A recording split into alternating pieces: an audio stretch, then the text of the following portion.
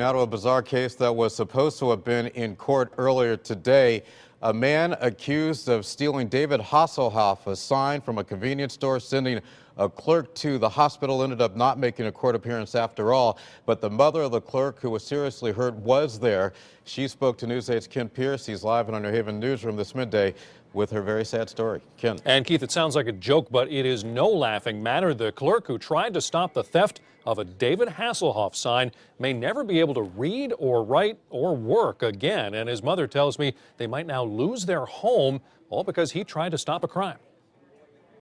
Cindy Crowley is leaving the Derby courthouse frustrated. 9 months later, she is still waiting for justice for her son Jay, a convenience store clerk who tried to stop a thief's SUV from driving away. My son's arm got caught on the passenger window and he was dragged 6 feet.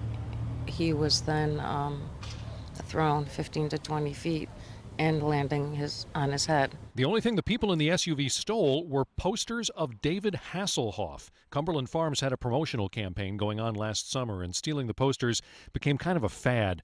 Cindy and her son both worked at the Shelton Cumberland Farms, so she was there when her son was hurt. He was bleeding from his nose, mouth, and ear. I had to hold him down.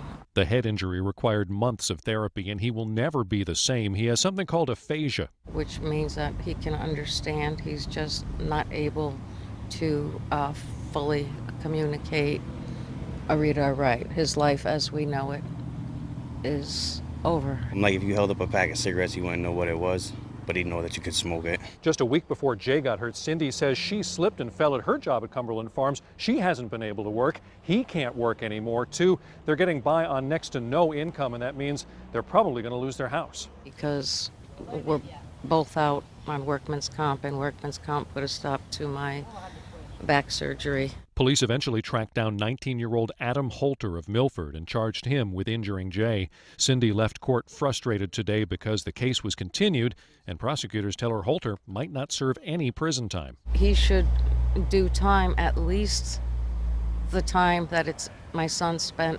hospitalized.